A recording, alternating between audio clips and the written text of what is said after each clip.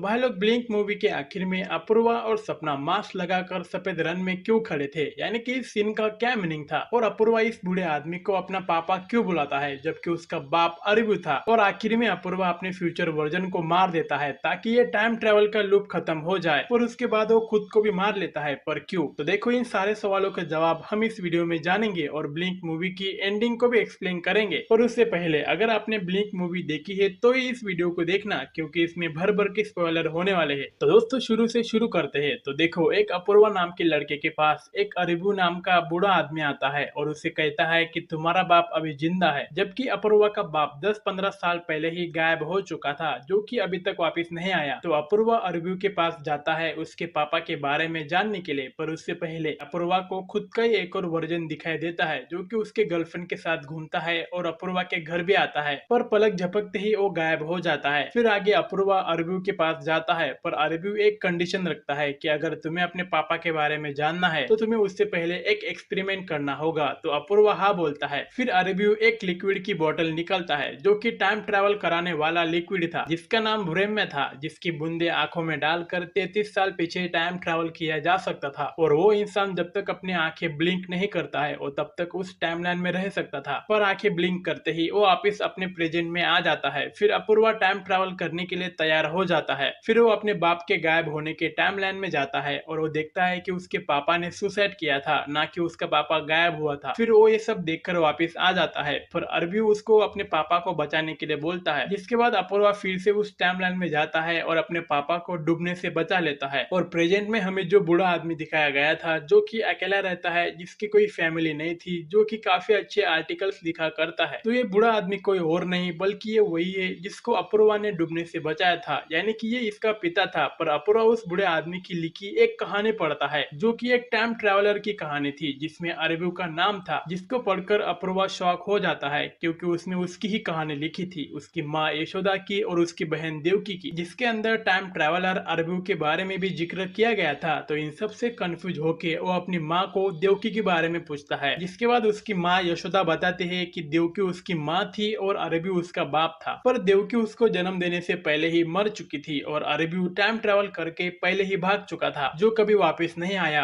फिर ये सब सुनकर अपूर्वा काफी ज्यादा डिप्रेस हो जाता है। फिर अपूर्वा सोचता है कि अगर वो अपने पापा के बारे में ये सब जानता ही नहीं तो उसकी लाइफ पहले जैसी ही बेटर होती। तो अपूर्वा खुद को अरबू से मिलने से पहले टाइम ट्रेवल करके रोकने की कोशिश करता है पर वो रोक नहीं पाता है। फिर आखिर में खुद अरबू अपूर्वा के पास आता है और खुद की सच्चाई बताता है कि मैं कोई और नहीं बल्कि अपूर्वा हूँ, यानी कि मैं ही तुम हूँ और तुम ही मैं हूँ, पर ये कैसे पॉसिबल है ऐसा अपूर्वा सोचता है। फिर अरबू अपूर्वा को बताता है कि वो अरबू नहीं बल्कि अपूर्वा कैसे है। तो देखो तुम्हारी माँ यशोदा 6 महीने में मर जाएगी और सपना भी तुम्हें छोड़कर चली जाएगी। फिर कुछ सालों के बाद तुम्हारे पास पैसा तो आ जाएगा पर तुम जिंदगी में काफी अकेले हो जाओगे। फिर तुम प्यार पाने के लिए तरसते रहोगे। फिर 2032 में तुम इलीगल तरीके से व्रेम्या नाम की एक आई ड्रॉप हासिल करोगे जो कि एक टाइम ट्रेवल ड्रॉप होगी जिसमें 2 ऑप्शन होंगे। पहले में तुम ड्रॉप आंखों में डालकर बिना ब्लिंक किए टाइम ट्रेवल कर सकते थे और दूसरे ऑप्शन में रिंग के जरिए टाइम ट्रेवल कर सकते थे, यानी कि वो रिंग वाले ऑप्शन में ब्लिंक की जरूरत नहीं थी और दूसरे ऑप्शन में रिंग के जरिए टाइम ट्रेवल किया जा सकता था, यानी कि रिंग वाले ऑप्शन में ब्लिंक की जरूरत नहीं थी। जब तक रिंग तुम्हारे हाथ में है तब तक तुम टाइम ट्रेवल कर सकते थे। तो आखिर में अपूर्वा अरबू नाम से 1996 में दोस्ती और प्रेम की खोज करने के लिए रिंग वाले ऑप्शन से टाइम ट्रेवल करने निकलता है। फिर आगे उसे सब कुछ मिलता है, दोस्ती, प्रेम और फैमिली। फिर एक दिन वो कल्लैया की गायब हो चुकी बेटी रेवती को खोजने के लिए टाइम ट्रेवल करने जाता है और उसके दौरान उसके हाथ में से वो रिंग निकल जाती है और टूट जाती है और वही रिंग आगे जाकर स्वप्ना अपूर्वा को देती है अपनी शादी के लिए और वो बताती है कि ये रिंग मेरी माँ ने मेरे पापा को दी थी अपनी शादी में और अब मेरी माँ ने मुझे दी है तुम्हें देने के लिए। और दोस्तों मैं आपको बता दूं कि ये वही टाइम ट्रेवल रिंग है, यानी कि सपना कोई और नहीं बल्कि अरबू ने जिस रेवती की जान बचाई थी सपना उसी की बेटी है। जिसके बाद अरबू अपूर्वा को बताता है कि वो फ्यूचर से उसे मारने के लिए आया है क्योंकि जब तक यंग अपूर्वा मरेगा नहीं तब तक ये टाइम ट्रेवल का लूप खत्म नहीं होगा, यानी कि अगर अपूर्वा अभी मर जाता है तो आगे जाकर ना अकेला होगा और ना ही ब्रह्मा नाम की ड्रॉप खरीदेगा और ना उसकी मदद से वो 1996 में देवकी से मिलेगा और ना ही अपूर्वा को जन्म देगा, यानी कि अपूर्वा का अस्तित्व इस यूनिवर्स से पूरी तरह से गायब हो जाएगा। पर आगे जाकर मामला थोड़ा गड़बड़ हो जाता है क्योंकि अपूर्वा ही उस बूढ़े अरबू को मार देता है, जिसकी वजह से अरबू ने जो किया था वो सब कभी हुआ ही नहीं ऐसा हो जाता जाता है। जैसे कि वो ना देवकी से मिला और ना ही अपूर्वा को जन्म दिया और ना ही रेवती को बचाया, और रेवती को नहीं बचाया तो इसकी वजह से सपना ने भी कभी जन्म नहीं लिया। तो इन शॉर्ट बोलूं तो अरबू ने जो भी किया था वो कभी हुआ ही नहीं। फिर आगे जाकर अपूर्वा खुद को भी मार देता है, क्योंकि अगर वो खुद को नहीं मारता तो फिर आगे जाकर वो फिर से अरबू बनकर सब कुछ रिपीट कर देता। इसलिए अपूर्वा ने खुद को मारकर इस टाइम ट्रेवल लूप को खत्म कर दिया। और आखिर में अपूर्वा और सपना मास्क लगाकर इस सफेद रन में क्यों खड़े थे? दरअसल मेकर्स ने ये सीन हमें ये बताने के लिए बनाया था कि ये दोनों ऐसे कैरेक्टर है जो इस दुनिया में एग्जिस्ट ही नहीं करते हैं, यानी कि अपूर्वा और सपना का कोई भी अस्तित्व नहीं है। तो देखो, ये थी ब्लिंक मूवी की एंडिंग के पीछे की मिस्ट्री। बाकी आपको इसके बारे में कोई सवाल होगा तो कमेंट में जरूर शेयर करना। तो मिलते हैं किसी नए एक्सप्लेनेशन के साथ, तब तक बाय।